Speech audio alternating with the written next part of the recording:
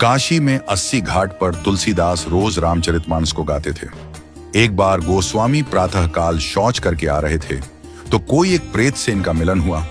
उस प्रेत ने प्रसन्न होकर गोस्वामी जी से कहा कि मैं आपको कुछ देना चाहता हूं। गोस्वामी जी बोले, भैया हमारे मन में तो केवल एक ही चाह है कि ठाकुर जी का दर्शन हमें हो जाए। उस प्रेत ने कहा कि महाराज, मैं यदि दर्शन करवा सकता तो अब तक मुक्त न हो गया होता। मैं खुद प्रेत योनि में पड़ा हुआ हूं। तुलसीदास जी बोले, फिर भैया हमको कुछ नहीं चाहिए।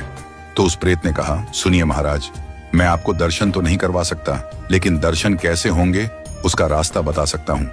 तुलसीदास जी बोले कि बताइए। प्रेत बोला, आप जहां कथा कहते हैं बहुत सारे भक्त सुनने आते हैं। अब आपको तो मालूम नहीं, लेकिन मैं जानता हूं आपकी कथा में रोज हनुमान जी भी सुनने आते हैं। सबसे पीछे कंबल ओढ़कर एक दीनहीन कोढ़ी स्वरूप में जो व्यक्ति बैठता है और जहां लोग चप्पल उतारते हैं वहीं बैठते हैं। उनके पैर पकड़ लेना, वह हनुमान जी ही हैं। गोस्वामी जी बड़े खुश हुए।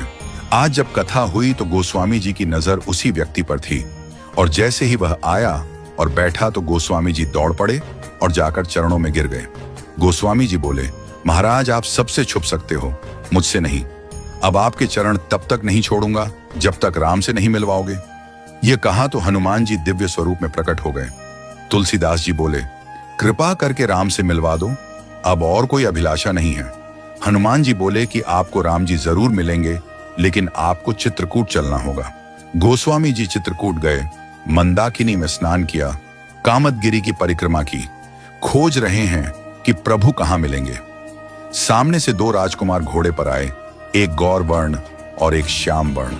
उन्होंने रास्ता पूछा तो तुलसीदास जी ने बताया और वो चले गए। फिर हनुमान जी प्रकट हुए और बोले, अभी जो राजकुमार घोड़े पर थे वही तो राम और लक्ष्मण थे। आपसे ही तो रास्ता पूछा और आपने नहीं पहचाना। ये चूक हम सब करते हैं।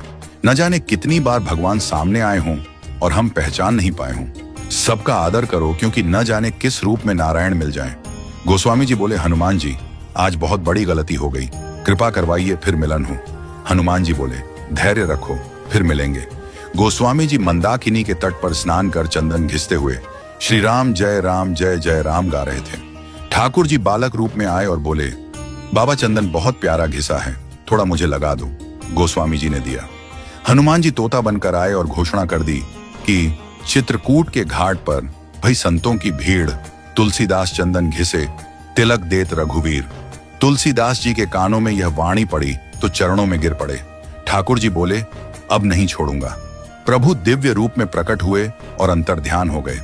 वह झलक हृदय में बस गई। फिर कोई अभिलाषा न रही। परम शांति और आनंद मिल गया। राम की शरण में आराम है, राम राम कर ले। इस प्रकार तुलसीदास जी का राम से मिलन हनुमान जी ने करवाया।